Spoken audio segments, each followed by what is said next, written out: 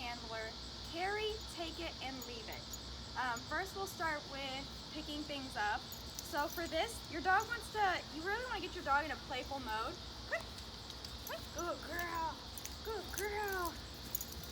So your dog has to know how to play fetch because you're gonna ask them to go get it and just start with a toy. So she likes this toy. I don't know if she'll play.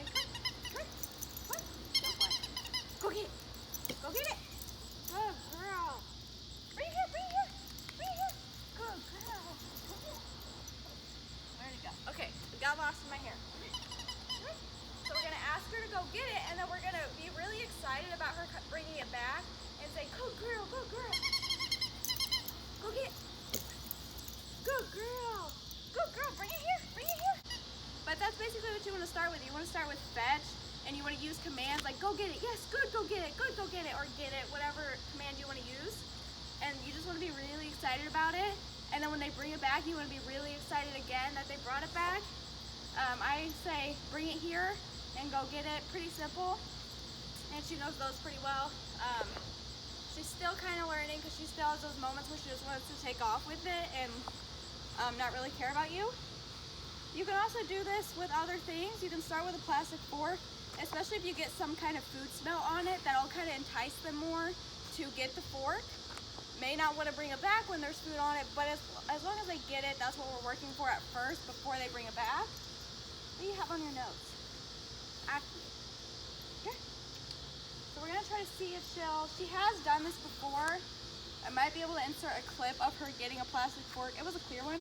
So I had to insert the clip because she wouldn't get it that day. This fork does have a food smell on it, so she was more enticed to get it. I basically just said, go get it, bring it back, and drop it, and then she dropped it in my hand. Actually fetching the fork. I do recommend using a food smell at first. You can dip it in some peanut butter and just wipe the peanut butter down so it still has a smell. You can dip it in a chicken broth. You can do whatever as long as it smells good to them, because that's going to entice them more to get it, and then you're going to use a lot of encouragement to be like, yes, you did it, good girl, or good boy. Not every dog is going to be cut out for this. I'll be honest with you, some dogs just don't like fetching things. Some dogs, once they get like 4 or 5 years old, they quit fetching things. That's how my older lab was. So some dogs just aren't going to do it for you. They don't care for it, and if it's not something that's fun for them, they're not going to do it. So you want to make sure that you are making it as fun as possible, as happy as possible, and you're basically just playing a game of fetch with your dog when you're first teaching it. Use their favorite toy, and then use something that kind of smells like food that's really yummy to them. So dipping this in there. Sometimes dogs like sticks, so I brought this. I don't know if she really likes sticks. You want a stick? You want a stick? You want a stick?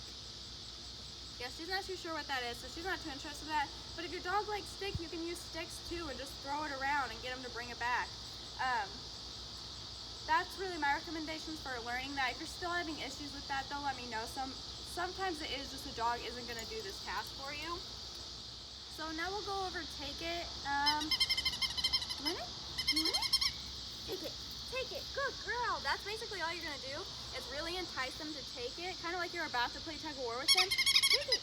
Take it. Yeah, take it. Good girl. Good girl. Good take it.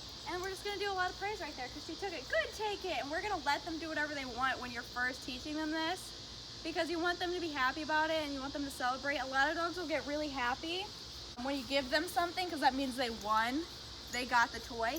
Get it. What are you doing? So basically that's all you're going to do is you're kind of going to entice them to get the toy. If your dog isn't big into toys, I'll be honest with you, it's going to be hard for them to get them to take anything or to go get something for you. They're just not a dog that's interested in toys. They're most likely a dog that just doesn't really like to put things in its mouth that's not food. So I definitely recommend making sure your dog is a playful dog. Puppies are really, really easy to train this with because they're usually really enticed by toys. But all you're going to do, take it, take it, take it. She's not going to take it right now because she's like, I'm tired, I'm done. She's been playing all day. So that's what you want to do. Take it. Good girl, good boy. And then you can start using other objects like plastic fork, sticks, whatever. Start using other objects with that. It's going to be the same thing, but you want to make sure they have the take it command down. Once they have it at first, you can start working on carry, which I'll show you with the leash because she's always interested in that. Come on, come on, come on, take it. Take it. Good girl, Carrie, Carrie, good girl, come Carrie, good girl. So she's carrying the leash. She always loves to chew on the leash, so that's always an easy target for me. So I told her, take it, and then I said, Carrie, and then I kept reinforcing that carry command, because that's how they're gonna learn what it is. Otherwise, it just kind of seems like they're holding the rope, they're holding something in their mouth, and they don't really know why. So you wanna keep saying, Carrie, Carrie, good girl, good girl.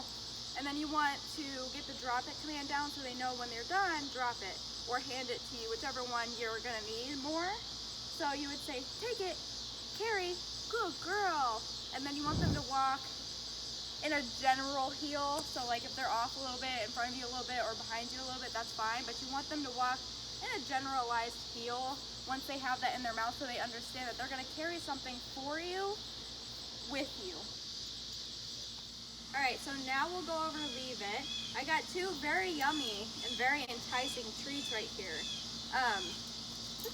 She has two Leave It commands. One is just stay, where I'm telling her to stay in place even though I'm throwing treats everywhere, and she listens pretty well to that. And then other one is Leave It, and that's when a treat is closer, or food or something is close to her.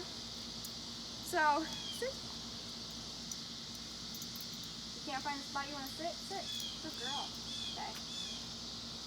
So what you want to do is, there's two ways to do this. It depends on how strong that dog's instinct is. I use verbal corrections on my dogs. So usually I can just put this here. Leave it. Good girl. And as soon as she gets too close, just say, leave it. Leave it. Good girl. Good girl. So just that one verbal command with her works fine. And then saying leave it, I should have said leave it first, but she kind of went a little fast before my brain could process to say leave it. So, verbal corrections are simple for my dogs. I just say and they leave it, and then I reinforce that command to let them know what I want. And then she'll do it, and I say, good girl, good leave it, good girl. So for me, just a verbal correction is enough for my dogs. That's not going to be the case with every dog. Some dogs, like my older lab, you tell him to leave it, he'll leave it for a split second, and as soon as you blink, the food is gone. So for him, I would have to do this, and then do this. So I would cup it. She knows what I'm doing right now, so she's like, whatever, I'm not going to go for it, but I'm going to stare. Leave it. Good girl. And I asked for that eye contact, because that tells me she's not focused on it. She's focused on me after I gave her the command. Good girl. Which is really, really amazing for a puppy this young. She just started learning Leave It not that long ago. So for him, I would have to do this, and then wait for him to back off a little bit, and then I would take my hand away. And if he kept going for it, I would do this again. Leave it. Good girl. What you ultimately want is that eye contact. At first, they're not going to do that unless they're her, who's a miracle puppy and just seems to get things pretty fast. But ultimately, in the end, the goal is to get them to give you that eye contact. So at first, you're just wanting them to leave the food alone for a split second and then reward for leaving it. And then you want to hold that. And then you can start doing leave it, focus. Unless your dog is one of the dogs that just automatically looks at you when you tell them to leave it. If it's not, then just tell them leave it, focus, and then start reinforcing that. As soon as they give you eye contact and don't stare at the food, that's what you want. So you're going to reinforce that greatly. You're also going to reinforce the fact that they didn't get the food when even it's a split second. You're going to say, good leave it, good leave it.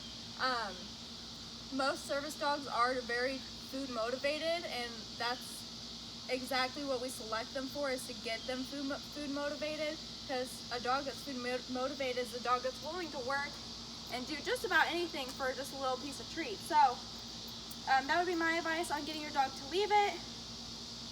You can use the hand technique or just the leave it command, leave it. I think that's everything. I think I got everything in this video. I know it went over a lot of topics, but a lot of them I kind of put together, like bring it back and go get it. What was it? Take it and carry, because those usually kind of coincide. Good girl. If I did leave anything out, let me know in the comments. If you're still struggling with this, even though you tried these techniques, let me know in the comments or message me personally. I know some people are uncomfortable putting a comment down because they think they're going to get hate for it. As usual, questions, comments, concerns in the comment section, and we love you.